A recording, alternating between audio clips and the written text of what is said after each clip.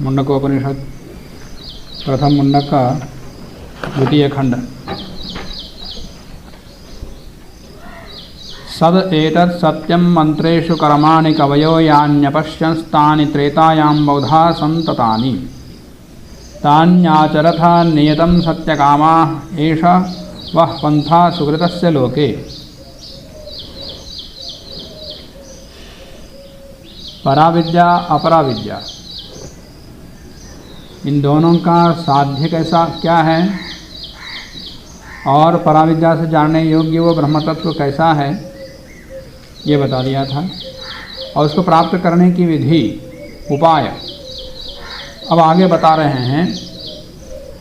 तत् एतत् सत्यम, ये निस्संदेह रूप से पूर्ण सत्य है कि कवयः यानि कर्माणि मंत्रेषु अपश्यन्, कवि क्रांतदर्शी ऋषि यानि कर्माणि, जिन कर्मों को मंत्रेषु अपश्यन्, मंत्रों में देखा,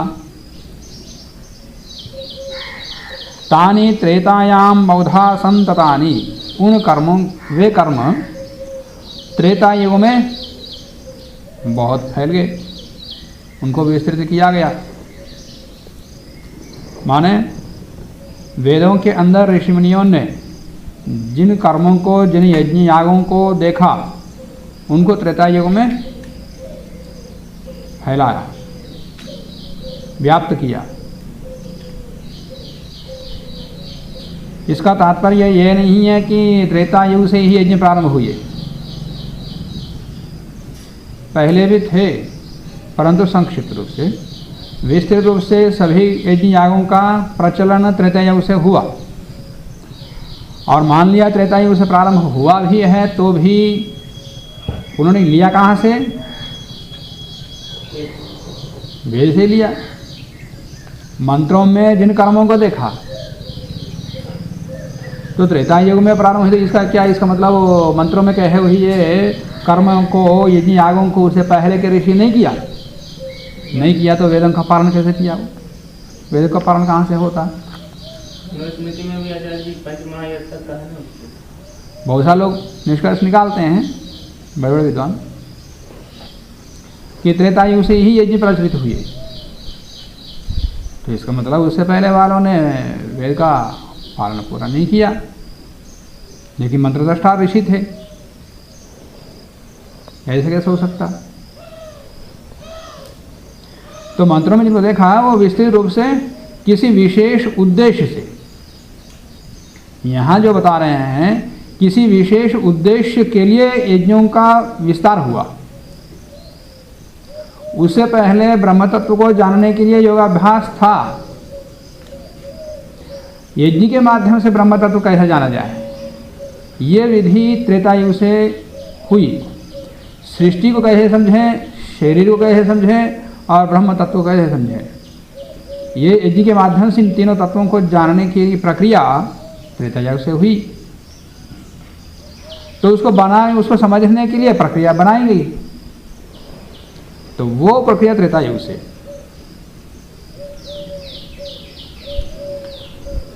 तानि आचरा था, उनका आचरण करो, यज्ञ यागों को करो। किसको करना? सत्य कामा, जो सत्य को, सती कामना करता है, सत्य को जानना चाहता है। सत्य तत्व तो एक ही है, क्या? ब्रह्म तत्व, ऐसा नहीं। जीवात्मा भी सत्य है, प्रकृति भी सत्य है। इन तीनों सत्य तत्वों को जो जानना चाहता है, वो सत्य कामा तानि नियतम आचरथ, उनको नियत पूर्वक, नियम पूर्वक उनका अनुष्ठान करना चाहिए। वह सुकृतस्य लोके एषः पंथाः, ऐसा नियत पूर्वक इन यज्ञ यागों का अनुष्ठान करोगे तो सुकृत लोक में, जो पुण्य लोक है, उसके अंदर प्रवेश करने के लिए या उसके अंदर जाने के लिए ये एक मार्ग है। वह सुकृतस्य लोके एषः पंथा, उस पुण्य लोक में जाने के लिए ये कर्म मार्ग है। एक योग मार्ग भी है, ये कर्म मार्ग भी है।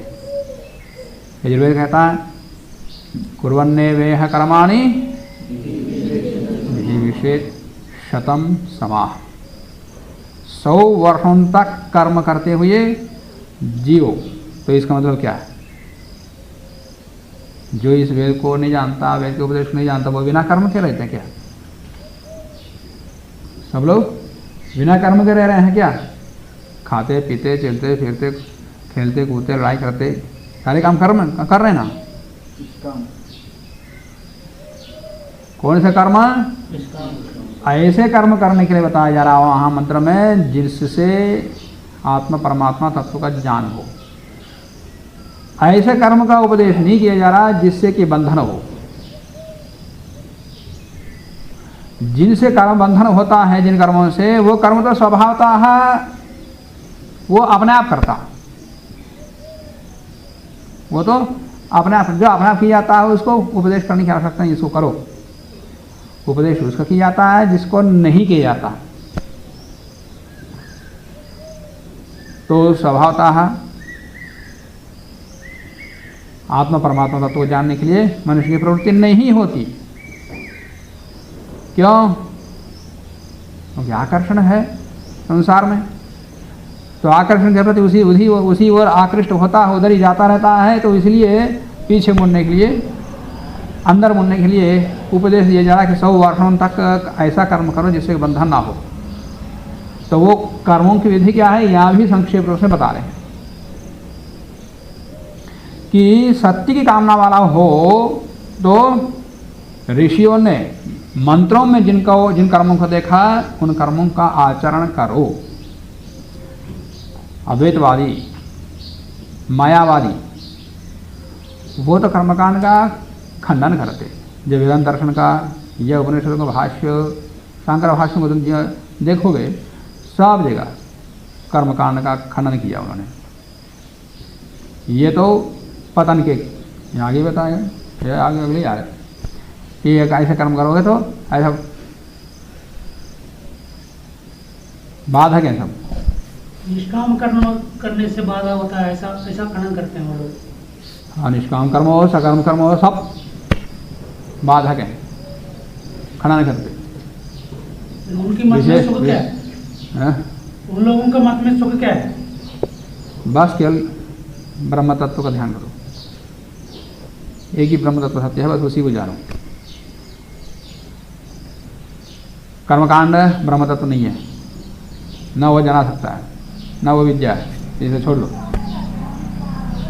तो यहाँ पर याद रखना चाहिए ये कर्म मंत्रों में है। यहाँ पर स्पष्ट रूप से कह दिया गया ये जो कर्म कर रहे हैं ये याग आदि मंत्रों में है। और इनको जाना किसने? ऋषियों ने जाना। तो ऋषियों ने जान करके वैसे उपदेश कर दिया, करके उपदेश किया, करके उपदेश किया। तो मंत्रों में है तो परमात्मा ने उपदेश किया और उनका पालन अनुष्ठान ऋषियों ने किया और आगे करने का उपदेश दे रहे हैं। और ये कल्याण के मार्ग बता रहे हैं, ये नहीं है कि ये बाधक हैं, ये नरक में ले जाने वाले हैं या तुम्हें बंधन में डालने वाले हैं, ऐसा तो उपदेश नहीं किया जा रहा। तानि आचरत नित्यम नियतम सत्य कामा, सत्य कामना, सत्य को जानने वाला, असत्य को जानने वाला तो आवश्यकता नहीं है। और एक मार्ग है, ठीक है, एक आध्यात्म मार्ग भी है, पर ये भी एक मार्ग है, पंथा। सुकृतस्य लोके एषः वा पंथा। तो उसमें कैसे आहुति देनी चाहिए? यदा लेलायते ही अर्चि समिद्धे हव्यवाहने तदा आज्य भागौ अंतरेणाहुति प्रतिपादयेत। यदा लेलायते ही अर्चि, लेलायते माने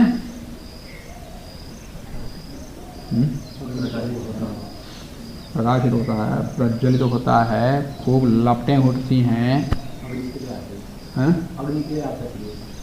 हाँ, वह अग्नि के लिए ही, अग्नि की लपटें जब उठती हैं, लपटें उठ रही हैं, इस अर्थ करके लेलायते कहते।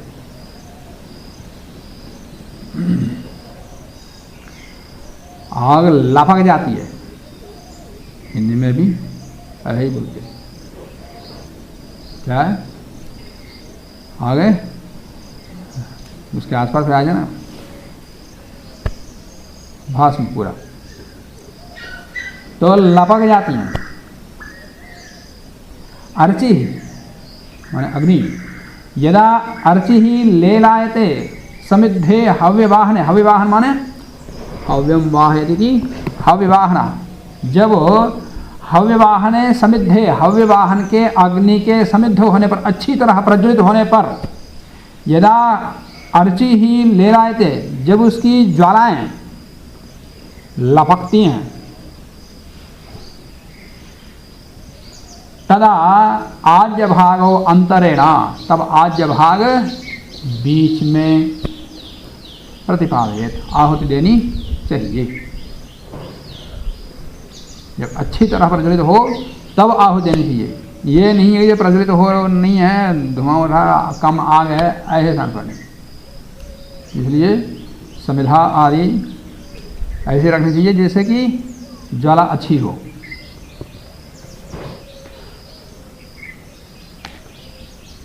तो इस प्रकार, और ये यज्ञ या यज्ञ के अंदर आहुति ये किस लिए? यज्ञ करने के लिए नहीं, या वायु शुद्धि के लिए नहीं, किस लिए? सत्य कामा, यहाँ याद रखना, सत्य कामना वालों को इस प्रकार करना चाहिए, ये बताया जा रहा है। ये ठीक है, भौतिक यज्ञ से भौतिक प्रयोजन मिलते हैं, प्रासंगिक प्रयोजन मिलते हैं, पर मुख्य प्रयोजन क्या है? सत्य कामना। हाँ, सत्य को जानना, आत्मा परमात्मा तत्व को जानना मुख्य प्रयोजन है। शेष भौतिक यज्ञ से भौतिक प्रयोजन आंशिक रूप से मिलते हैं, वो अलग बात है। यथार्थ में जब सत्य तत्व को जानने के लिए यज्ञ करोगे तभी वो यथार्थ यज्ञ में, यथार्थ यज्ञ है। अच्छा जी, सत्य कामा ये कैसे बता सकते हैं? मतलब सत्य हवन करना सत्य के लिए है, इसे कैसे समझें हम लोग? मैं बता रही हूँ, इसकी प्रक्रिया है कि हर एक क्रिया और उसके अंदर विनियुक्त मंत्रों का अर्थ सब के सब उसी तरफ संकेत करते हैं कि आत्मा परमात्मा तत्व को जानने के लिए ही। केवल क्रियामात्र क्रिया क्रिया के लिए नहीं है, केवल क्रिया क्रिया के लिए हो तो वो किसी प्रयोजक नहीं है वो। हाँ, भौतिक रूप से जो होना होगा, वहाँ के होने वाली क्रियाएं और क्रियाओं में विनियुक्त मंत्र सब के सब उसी तरफ संकेतित हैं।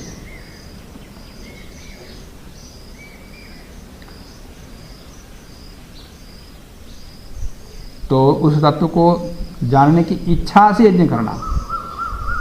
श्रद्धया समिध्यते श्रद्धया हूयते हवि, बोलते हैं, बोलते यदि कैसे श्रद्धा रहती, श्रद्धा पूर्वक करना, तो खेल भूल के साथ नहीं,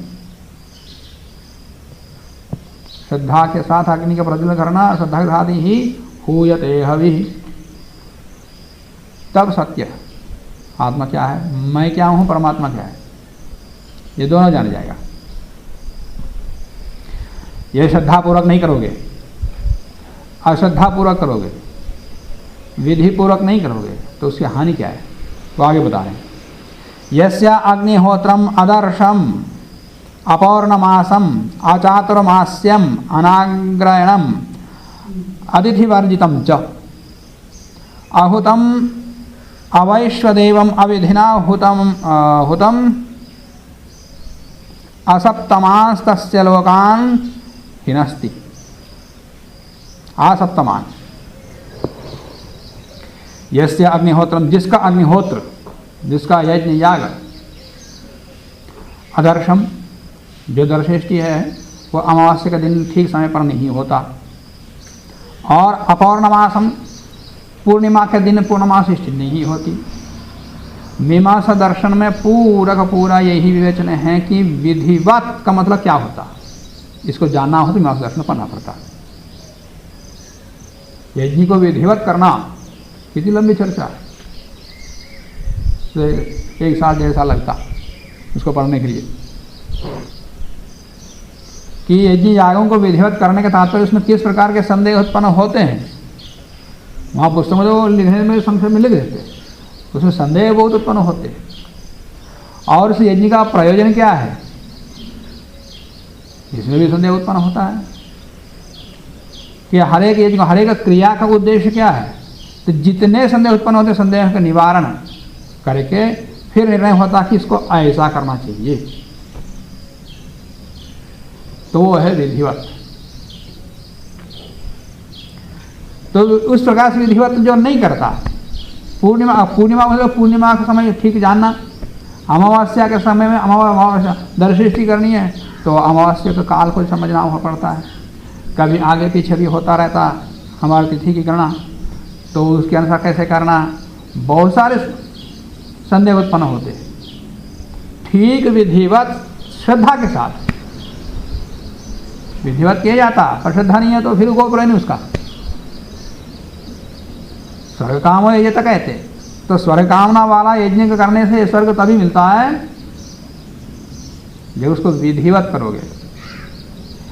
यस्य अग्निहोत्रम अदर्शम अपौर्णमासम अचातुर्मास्यम, चातुर्मास्य भी जिस प्रकार से विहित हैं और जिस काल में विहित हैं उसी काल में उसी विधिवत करोगे तो, नहीं तो नहीं। आग्रहणम, आग्रहणेष्टि अतिथि वर्जितम, यज्ञ करते हैं तो लोगों को बुला के करते, लोगों को क्यों बुलाना, अतिथियों क्यों बुलाना, विद्वानों क्यों बुलाना, अपना व्यय कर सकते ना, कोई खर्चा भी नहीं होगा, काम भी नहीं होगा, भोजन बना खिलाना भी नहीं पड़ेगा, अपना आराम से कर लो शांति से।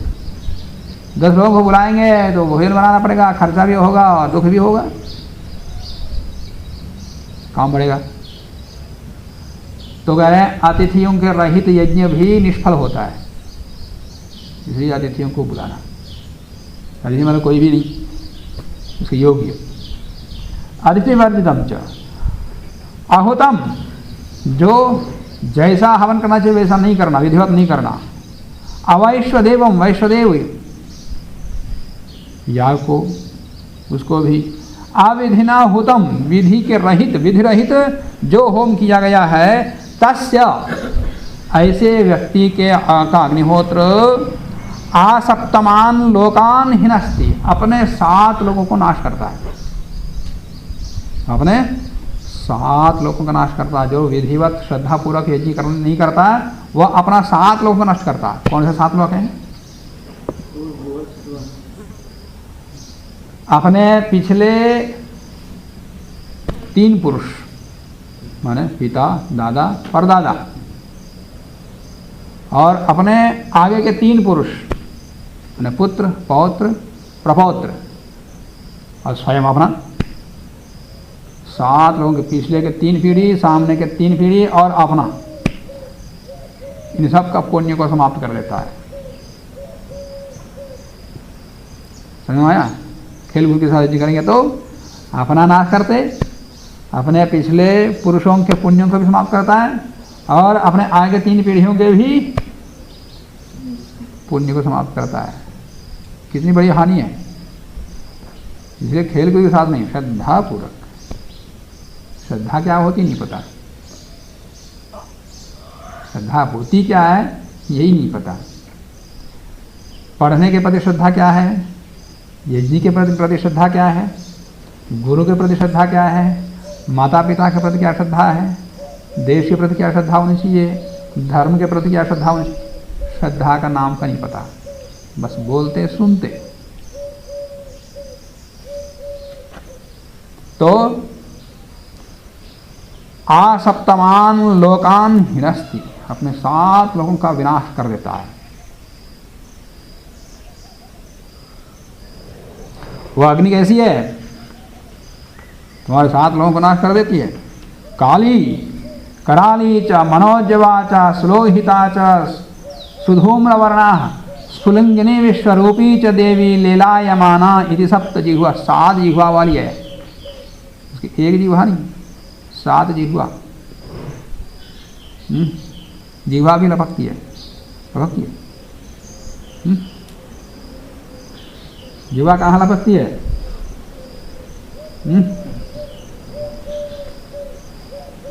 कहाँ लपकती है? जिह्वा कहाँ जाती है? कहाँ जाती? मुंह में रहती। कहाँ जाती? मुंह में रहती। कहाँ जाती मतलब क्या है? खाने पीने के पदार्थों में। जिसको जो अच्छा समझता हो, मांसाहारी मांस में लपक, उसकी जिह्वा लपक जाती। शराबी की जिह्वा शराब में लपक जाती। जिसको वो जो बढ़िया समझता है वो दिखा देते ही बस सब कुछ भूल जाता है, उसमें चिपक जाता है। यह है लपकना। आग में कुछ डालो, जलने डालो, तुरंत अपने में लेकर भस्म कर देती। ऐसे ही जिह्वा भी खाने के तुरंत लेकर भस्म, बस अंदर इतनी दूर तक बस तलाश है। जिह्वा कितनी है? कितनी लंबी है? स्वाद कितना लंबी? इतना ही पता लगता है। वो भी किसी एक विशेष स्थान में पता लगता है। इतने के लिए आदमी अपना जीवन को आहूत कर देता है खाने पीने के लिए। क्या गुरुकुल है, यहाँ मिर्च मसाला ही नहीं देते हैं। घर में रहते तो कितना बढ़िया खाते है ना, फिर भी पढ़ रहे हैं, तब है। तो 7 जिह्वा वाली है, हमारी तो एक ही जिह्वा है। अग्नि के तो 7 जिह्वा है। काली काली है, कराली भयंकर है, और मनोजवा मन के जैसे तीव्र वेग वाली है उसकी जिह्वा।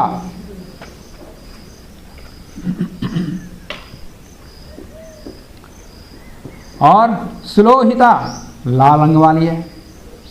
सुधूम्र वर्णा धूम वर्ण वाली है। स्फुलिंगिनी चिंगारियां वाली है। और विश्वरुचि माने विभिन्न रंग वाली है। इस प्रकार से 7 प्रकार के स्वभाव वाली है, जिसे सप्तजिह्वी कहिए उसको। ऐसी अग्नि में यज्ञ किया जाता है। एतेषु यश्चरते भाजमानेषु यथा कालम च आहुतयो या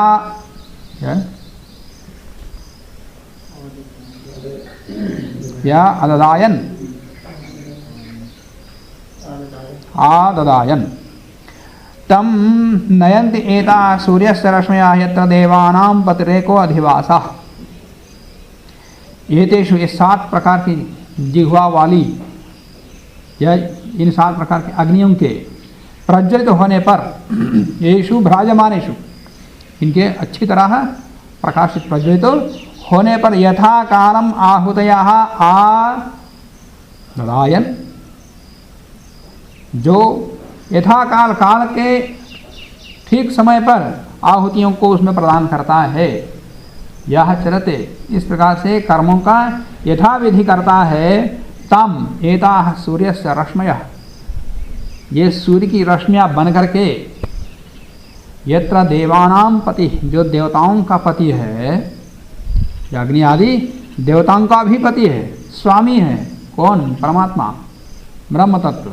वहाँ ले जाती हैं ये 7 प्रकार की अग्नि सूर्य रश्मियां बन करके, या सूर्य रश्मियों में मिला करके उस आदमी को, यदि करने वाले को ऊपर ले जाते हैं। हमको ऊपर थोड़ी जाना, हमको यहीं रहना, यहीं रहना, ऊपर जाना।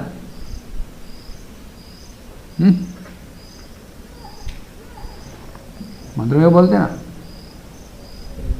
पृथिव्याः इदम् अहम अंतरिक्षमारोहम अंतरिक्षात् दिवमारोहम दिवो नागस्य पृष्ठात् स्वर ज्योतिरगामहम। पृथ्वी लोक से अंतरिक्ष लोक में जाओ, अंतरिक्ष से द्युलोक में जाओ, द्युलोक से भी आगे एक स्वरलोक है, प्रकाश लोक। उस प्रकाश लोक आदित्य लोक में, यहाँ आदित्य लोक बता दिया, प्रकाश लोक में, स्वरलोक में ले जाती है ये ज्वाला।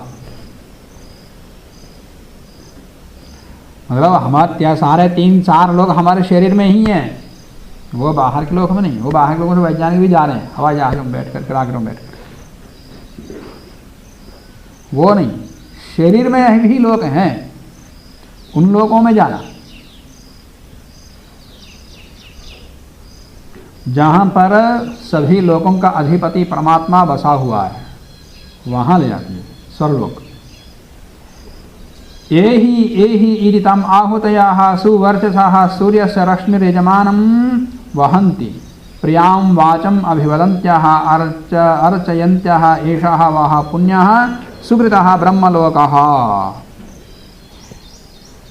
और एहि आओ आओ ऐसे कहते हुए, जैसे खेलने के सब लोग बुलाते ना, आ जाओ खेलते हैं, ऐसी अग्नियाँ एहि आओ आओ तम यजमानम सुवर्चसाः आहुतयाः, उस यजमान को अच्छी तरह प्रकाशित देदीप्यमान ये अग्नि आहुतियाँ सूर्य से रश्मि भी ही वाहन थी, सूर्य की रश्मियों के साथ लेके जाती हैं। प्रियाम वाचम अभिवदन्त्याः अर्चन्त्याः, माने प्रिय वाणी को बोलने वाले, अप्रिय वाणी को नहीं, कठोर नहीं, गाली गलौज बोलने वालों को नहीं, प्रिय वाणी सत्यवाणी बोलने वालों को, यजमानों को, और प्रियाम वाचम अभिवदन्त्याः बोलने वाले लोगों को, और अर्चन्त्याः माने प्रशंसा करने वाले, स्तुति करने वाले यजमानों को उनकी प्रशंसा करती हैं। एषः वः सुकृतः पुण्यः ब्रह्मलोकः, यही तुम्हारा पुण्य कर्म का लोक है। पुण्य कर्म करने का फल रूपी जो प्रयोजन है, फल है, यही ब्रह्मलोक है। एषः वः सुकृतः पुण्यः, वो पुण्य लोक कौन सा है? वो ब्रह्मलोक है। तो कर्म का फल क्या हो गया? ब्रह्मलोक। मीमांसा में भी केवल कर्म पर ही ध्यान दिया, कर्म कैसे करना, बस इतना ही, कर्म का प्रयोजन पर नहीं दिया। यद्यपि सबसे पहला प्रथम सूत्र अर्थात हो धर्म जिज्ञासा, उस पर सब व्याख्याकरण बता दिया कि अब वेद पढ़ लिया, मैंने वेद कंठस्थ कर लिया, उसका अर्थ जानना चाहिए। तो अर्थ जानने के लिए मीमांसा दर्शन पढ़ना चाहिए बोला, और आगे जाने के बाद वेद मंत्र का वो चिंतन ही नहीं, बस कर्म ही कर्म है। आगे दूसरे सूत्र से भूल गए सब कुछ। पहले सूत्र की व्याख्या में जो प्रतिज्ञा किया, आगे भूल गए, फिर कर्म पर रहे। कर्म के माध्यम से वेद का वेदार्थ कैसे जानना चाहिए, इसकी प्रक्रिया वहाँ नहीं दिखाया, केवल कर्म के स्वरूप पर ही विचार किया, व्याख्या करना ऐसा किया। यथार्थ में वहाँ पर अर्थात वो धर्म जिज्ञासा, वहाँ क्या करते हैं, अब हमने वेद पढ़ लिया, अब वेदार्थ जानने का समय आया, इसलिए वेदार्थ जानने का प्रयास करते हैं।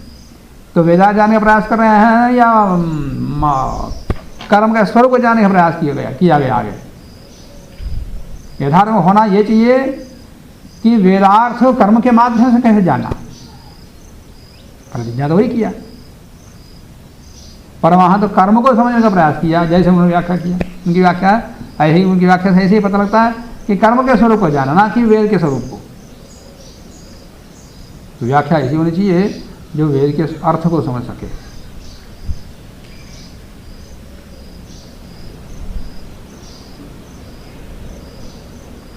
तो ये उस प्रकार से कर्म के माध्यम से वेदार्थ जानोगे तो ब्रह्मलोक में पहुंचते, ब्रह्म तत्व को जानते, आत्मा परमात्मा तत्व को जानते हैं। यजुर्वेद मंत्र आता है, यज्ञो देवानां प्रत्येति सुमनम, देवानां यज्ञ, देवताओं के उद्देश्य से या दिव्य भावनाओं के उद्देश्य से किया जाने वाला यज्ञ सुमनम प्रत्येति, सुमन माने सुख, आनंद, परमात्मा के आनंद की तरफ प्रत्येति ले जाता है। यज्ञं गच्छ, यज्ञ गच्छ, यज्ञं गच्छ, यज्ञपतिं गच्छ, ये भी आता है। हे यज्ञ, तुम यज्ञ की तरफ जाओ, यज्ञपति की तरफ जाओ। अनेकों मंत्र आते हैं, तो उसी उद्देश्य से यहाँ बताया। तो यज्ञ करते समय यज्ञ सत्य काम होकर करना, और श्रद्धापूर्वक करना, किसी विशेष तत्व को जानने के लिए करना, केवल क्रिया करने के खेल के दृष्टि से नहीं करना, नहीं तो केवल दिखावा हो जाता, वो नाटक हो जाता। और साथ में यहाँ ये भी याद रखना, ये जो कर्मकांड है पराविद्या या अपराविद्या, हाँ 6 वेदांगों को अपरा में रखा, 6 वेदांग में कल्पसूत्र है कि नहीं, और कल्पसूत्रों में ही ये कर्मकांड है। तो अपराविद्या पराविद्या ये ज्ञातव्य है या त्याज्य है? यहाँ ये तो नहीं बताया कि पराविद्या यही ज्ञातव्य है, अपराविद्या त्याज्य है, ये तो नहीं बताया। द्वे विद्या वेदितव्य कहा, दोनों जानना है। तो इसका मतलब कर्मकांड को जानना,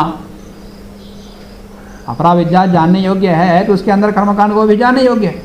और यहाँ आगे जाकर बता दिया करने योग्य भी है, और फिर भी लोग खनन करते। महर्षि दयानंद जी ने आचार्य जी ऋग्वेदादि भाष्य भूमिका में लिखा कि ये जो परा है तो अपरा का ही फल।